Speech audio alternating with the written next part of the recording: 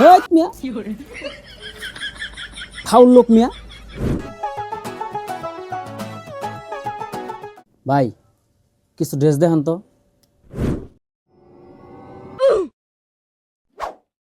ওই রাত তুই সর।